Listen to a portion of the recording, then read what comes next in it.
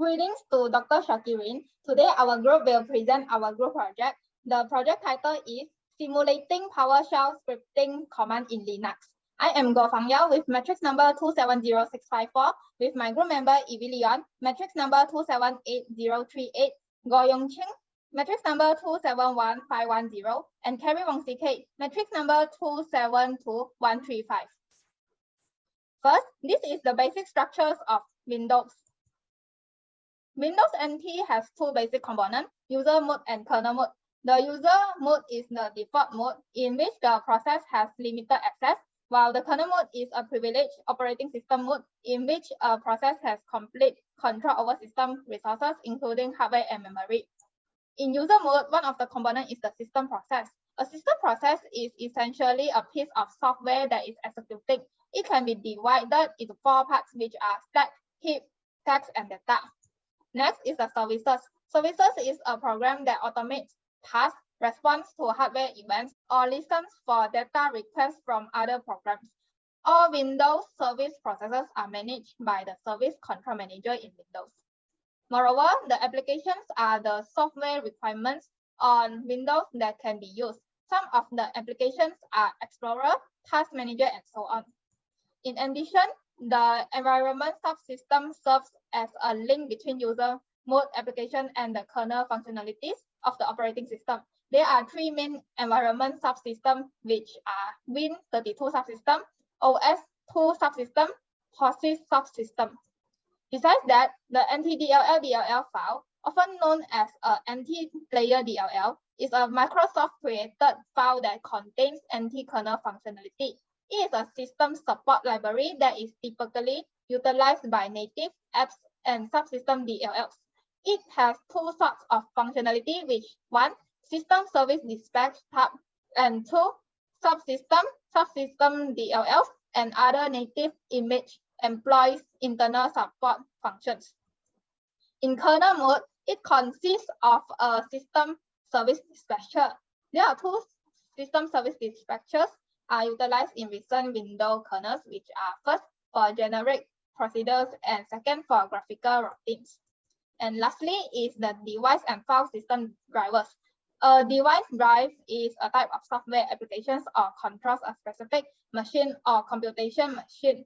A driver is a computer to hardware devices that allow software packages and other software packages to utilize hardware functions without needing to understand the hardware's exact specifications.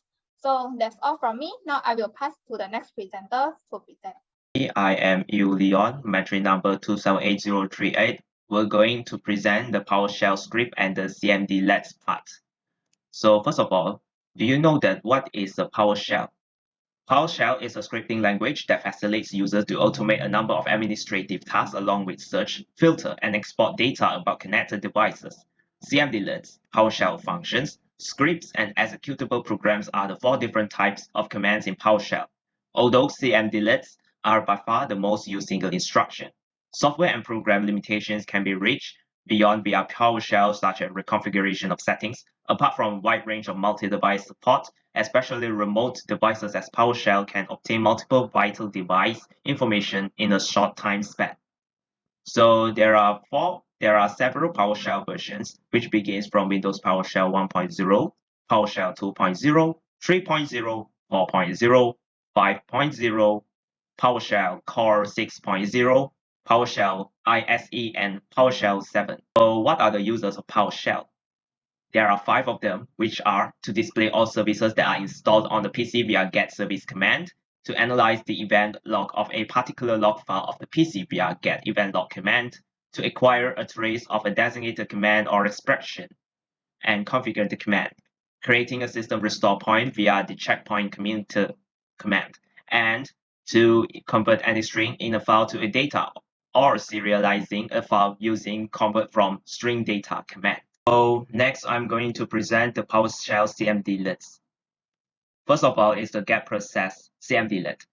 This acquires all the device's processes by providing a process object by default, which contains the full information about the process and includes methods for starting and stopping it. Next is the get child item. This CMD-let retrieves the list of data objects and files on a specific location, similar to the dir command in the command prompt of Windows. The child containers, or also known as subfolders of the directory, can be retrieved via the recurse parameter. Next is the get host. This cmdlet acquires a reference to the current console host object. This will display the PowerShell version and the regional information. The console, which is the current host application for PowerShell in this case, is displayed with this command. The name, version of PowerShell running on the host, and the current culture and user interface culture are all also included with additional relevant properties. The getDate cmdlet returns a datetime object with the current date or a date we provide. GetDate supports a variety of .NET and Unix date and time formats. GetDate can be used to create date or time character string, which can then be sent to other cmdlets or programs. The getTimeZone cmdlet gets the current time zone or a list of available time zones for the device. The getContains cmdlet retrieves the item content at a past specific place, such as the text in a file or the content of a function. The content of files is read one line at a time and returned as a collection of objects, each representing a line of text. Next is the setLocationPath cmdlet sets the working location to one that users provide. A directory, a subdirectory, registry location, or any provider path could be used. This command sets the current location to the root of the desktop drive. The getLocation cmdlet returns an object that represents the current directory. As I already mentioned before, since if the cmdlet has been set location to desktop drive, therefore the getLocation will display the current directory, which is the desktop. The stop process cmdlet can halt one or many processes that are running on the PC, although this method is a bit risky for users to use the cmdlet. Good day, sir. My name is Goh Yon Cing. Number metric is 271510. Now, I'm going to present 2.4 question 2. Write a translator which will translate the PowerShell commands using Linux bash shell script. First of all, open the terminal and type the bash translator.sh.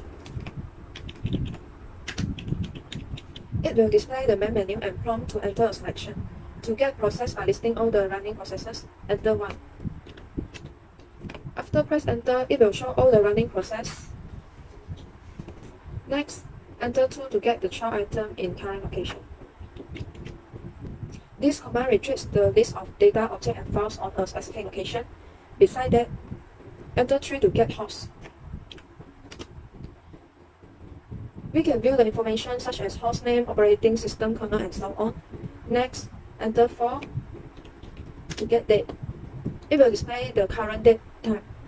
Moreover, enter 5 to get time zone. It will display the time zone is Asia. In addition, enter 6 to get content of rows.txt file. This is the content of the rows.txt file, which are located in the home. Next, enter 8 to get the location of the current working directory, which is home Yon Cing. Now enter 7 to set the location to the root of the desktop device. Then enter 8 to get the location. It will display the current location is home Yon Cing and desktop. Lastly, enter 9 to stop the process. To exit the menu, enter Q and press enter. That's all from me. Thank you.